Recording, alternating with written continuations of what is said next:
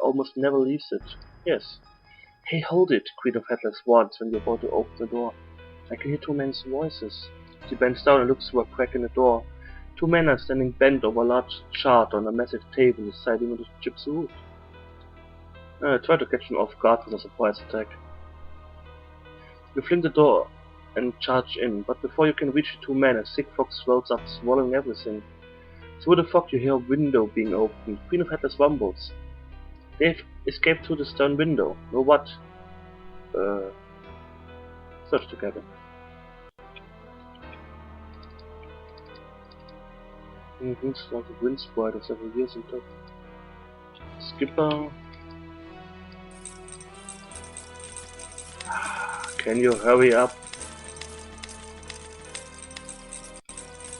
Fine.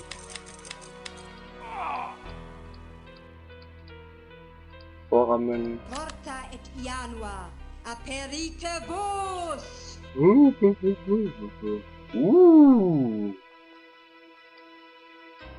Jewels and stuff.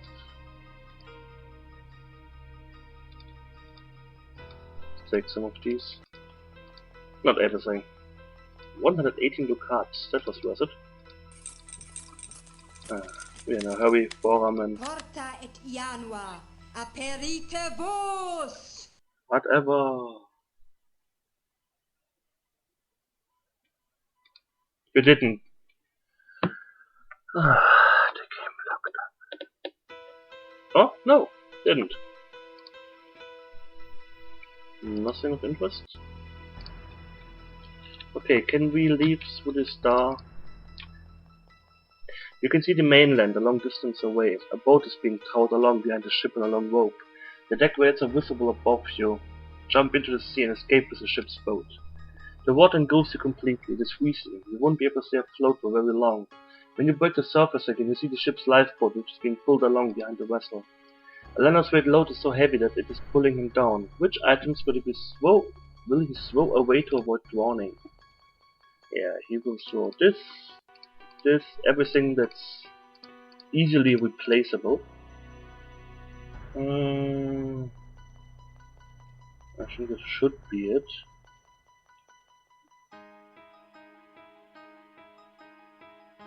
Oh well, that should be it. The local pulse is having... That's the reason why I put all of my magical equipment away. Far away. So I can just be like, oh, I will just throw everything away that I don't need.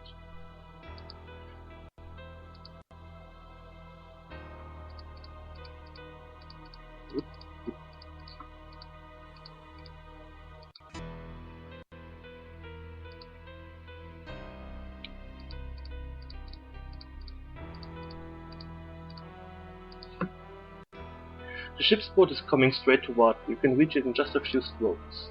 Jan is the first to reach the boat, but he fails to climb aboard and slips back down into the water. Morakda is a somewhat better swimmer, and he reaches the rowboat, grabs the cable securing it to the ship and draws himself up on board. Quickly, Morakda cuts the tow line and the boat slows down. Then suddenly a crossbow bolt hits the wooden crew. A number of sailors aboard the ship are standing at the rails, practicing the weapon skills in duel. Hastily, Morakda helps the others on board, suppressing the painful bolt that nicks his arm. Queen of Headless puts the oars into the holds and starts rowing to increase the distance from the ship. Most of the crossbow bolts disappear to the waves, but a few of them do hit their targets. One bolt hits Jan's back with such a force that it throws him into the water. With a concerted effort, you manage to pull him back on board. You manage to get out of reach of the ship's weapons, giving you a chance to catch your breath. However, to your considerable horror, the ship doesn't continue along its old course, but starts to turn around after you. What? I disabled it! You start rowing as fast as you can, but it doesn't take long for you to realize you can't possibly escape. You pull back on towards tight. Okay, I will do this off screen. Perhaps I load it before I cut this thing. Fuck it. I hate this part. This part is so unbelievably unnecessary with its constant death traps and whatever. I hate Yes. My party should be able to conquer the ship, make this boatswain our bitch, and get back to Riva as heroes. Anyways, be right back. So, I hope this is it. Blah blah blah, we got this. Jan is the first, but failed. With the other guys, with the targets. Okay. You managed to get out of reach of the ship's weapons, giving you a chance to catch a breeze. Then you start rowing again to get back to the mainland. More Kasagili. Ah, that's when we.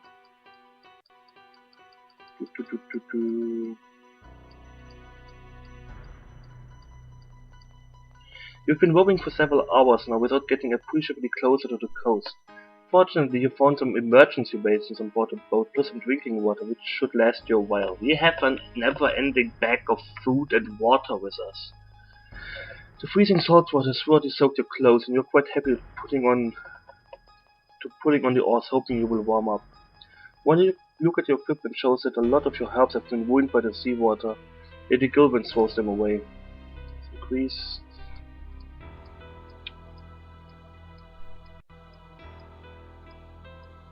Hello?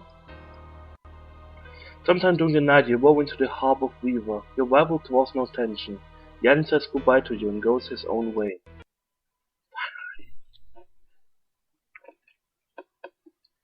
So we are quite naked. Oh, Pink Peppers doesn't look good. Alden Loco doesn't look good. Oh well.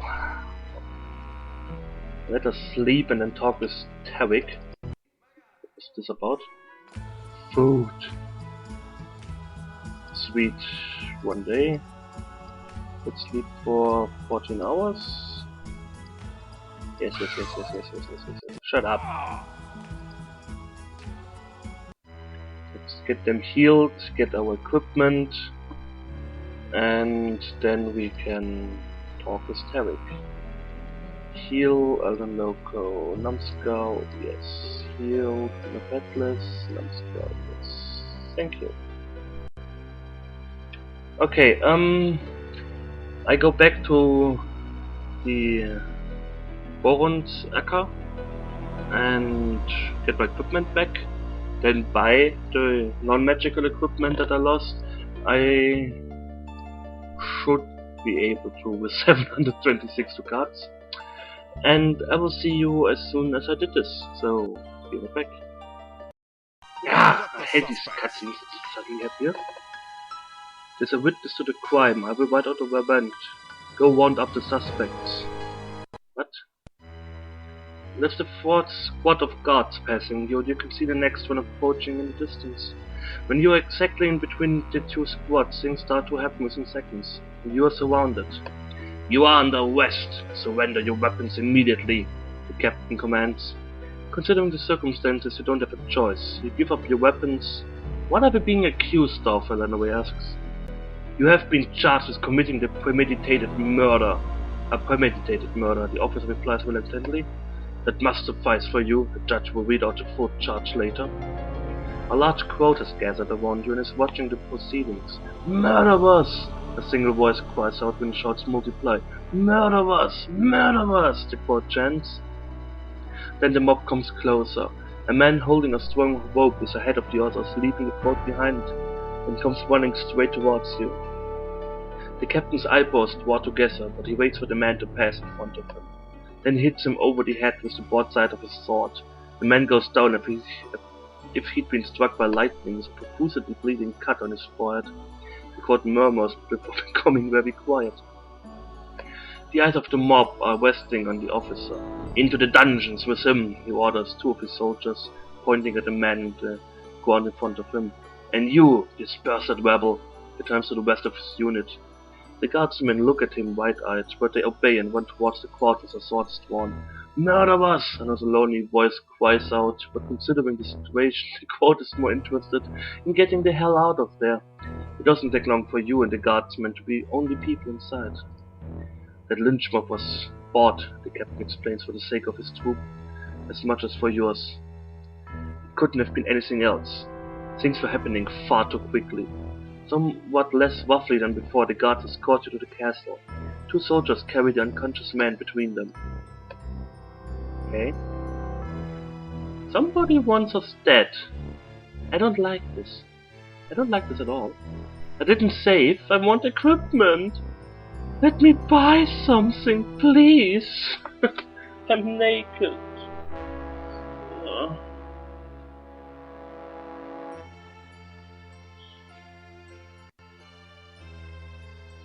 The captain of the guard and the judge have a long conversation before it's your turn. You're being charged with the murder of Malmodir Ellen, citizen of this town. A witness has named you to be the last person seen with him while he was alive. Boss Bayanok, the judge, opens the trial. Now there's a bit of news. Malmodir Ellen, the fellow who was so keen to talk to you, is dead. Murdered. Who's supposed to have seen us? Lady Gilvin asks in reply. We've never even met this Ellen. Yanok waves over one of the bailiffs. Fetch the witness, he orders. That's them! Gorm Doldrecht shrieks the second he's entered the court. So he's the mysterious witness of the prosecution. They have tortured and wounded me grievously. The judge makes a face. He doesn't look happy with the way this hearing is going. Can I have a look at those grievous wounds, he asks. Of course, Gorm answers in a huff. Embarrassed, his hand searches all over his body. Finally, he points at his right ear. Yanok is forced to lean way out to even see the tiny red knife twig on the earlobe. So, when did you have your ears pierced? He asks ironically. The merchant is making increasingly less sense in his accusations until the judge gives up in disgust. All charges are dropped and you are released. At the start of this, you were certain the judge was behind this conspiracy, but now? Okay. I hope I can now go back. Let me go to the